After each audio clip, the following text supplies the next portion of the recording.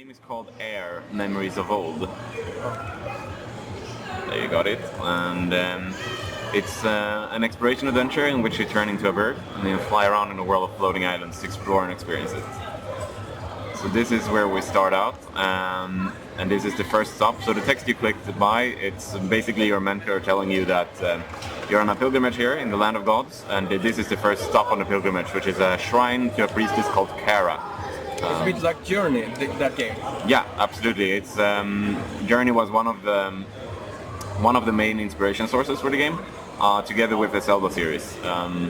So we wanted to do something that was feeling-wise somewhere in between those two games, but with its own kind of core gameplay and core mechanics. So this game is more about like exploration. And, it's not really the main point in the game. It's just exploring. It's not really a goal in the game. There is a story-driven goal in the game, right. So but the story is kind of spread out into small chunks, such as this stone tablets, for example, where you get like small snippets of story, and we want it to be kind of curiosity-driven, where you find these different snippets and you have to puzzle everything together yourself to kind of understand the enigma at the heart of the game, so to speak. Do they have? Let's see if this had. It doesn't have. No, it doesn't have numbers on what. It's like pillar number 35 or something. No. We wanted it to feel like grounded, and like we wanted to reward exploration and discovery in its own sense, rather than having artificial rewards on top of it. So we excluded numbers or collectibles from the game. We do have some like special places in the game that are unique, and who gives you like an achievement if you visit them, but that's like the closest we get to that kind of mechanics. Is there any when you get into that, will this be saved somewhere that you can read it again, or do you need to go back to this? You need to go back to this specific point. Yeah. So if anybody would like to collect the full story, kind of they I have to write it down. Yeah, exactly. Yeah. Nice. I really like the character though, I must say. Awesome. Really like, it was very dark there. Yeah. Yeah, I mean it's been we have been through like I think about 4 different like iterations of building the character all the way to 3D and putting her into the game, and this was the one we felt really conveyed what we wanted the character to be. So this would then be the Shrine of Kara, basically. It is very simplistic, done in an advanced way. Yeah. Thank you. I take this as a compliment. Yeah. I really like it. Awesome. So this is like where things start to get weird. Like during this pilgrimage, you will encounter some weird encounters. This is one of them where the lantern kind of presents itself. You get transported to some kind of dream landscape, and yeah, you'll see what happens. That was confusing. Yep. And a lot of like rumblings is going on in the background now if you had sound on, which basically means that this whole cavern place that you were in is falling like apart and caving in. This I like, these people here. Yeah, so and that's also one of the things like where you can see different. These are the memories of old, which are like ghostly figures frozen in time from when from like ancient times. That's just the lantern also. Yes, exactly. So your magic lantern can shine light up on these like glowing symbols in the air, and that will reveal these characters, which will also be part of like the storytelling tools we have in the game. So as you go on this pilgrimage that your mentor told you about in the very beginning of the game, you will encounter more of these weird happenings, and you will be let down into temples that have been closed off for centuries, and all of this kind of builds up to the real story of the game. But that's up to the player to kind of puzzle it all together, how it fits together, and what's actually going on, and what your role in it is, so to speak. Can I jump that far? I can try. Yep.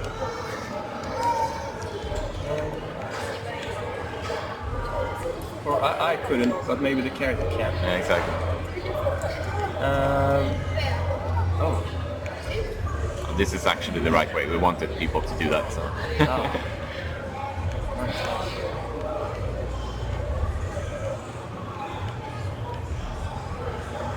I can. It's very hard, even if the sound can be heard. It's very hard to hear the sound in this setting. Right yeah. I agree.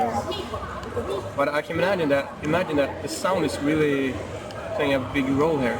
Yes, it is, and we've had like one of the founders of the studio is a composer and sound designer. So she's been with the team from day one during this 5-year development that it's been, and that has meant a lot for the game, both like in the early conceptual phases, like trying to find the right feel for the game, but also like now later on to make sure that everything feels like really polished and up to par. I like when I can't stand there.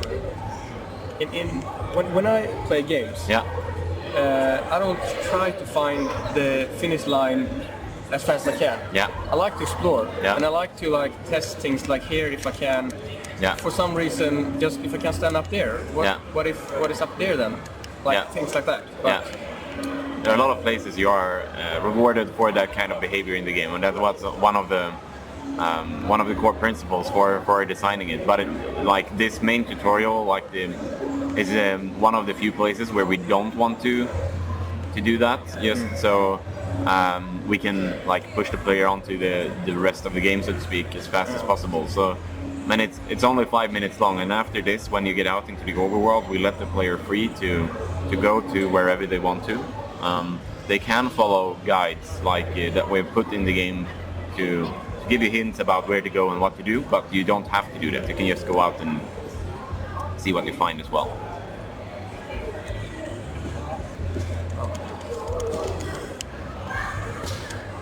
So I guess you told me about that.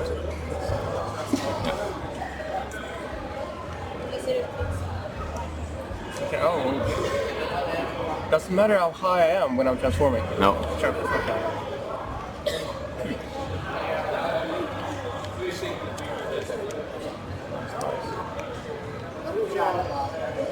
Very free-driven, and this when you can do like this, when they give you the controls was a bit getting hard to use to, but I'll get there.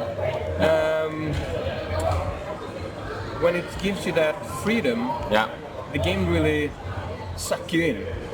Because you can do whatever, and then you're stuck.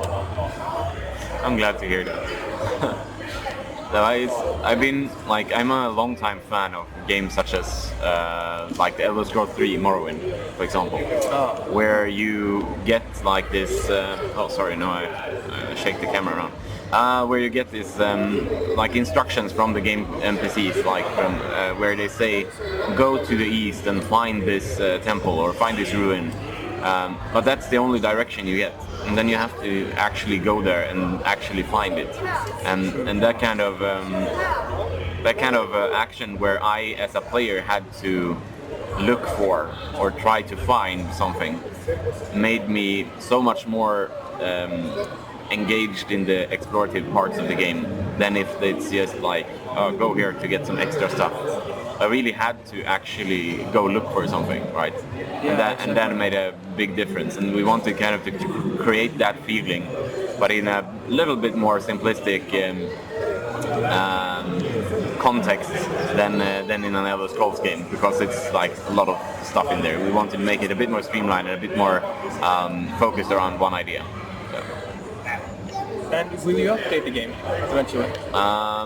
Maybe. I mean, we wanted to do more things with the game, but I feel like it's very much a one cohesive thing right now. It is one unit, one whole experience. We will not release paid DLCs or whatever. That's not the idea. But if we do updates, it's gonna be stuff that we wanted to make, or bug fixes that we didn't have the time to do before release. But I think it's super stable, and it is already one full experience. I can turn back, I guess. You can press the X button. We'll see. Yeah, I know. I can. But I wonder what will happen if I fall down. Okay, I'll go back here. Yes, exactly. No, I haven't been here though. You have been here.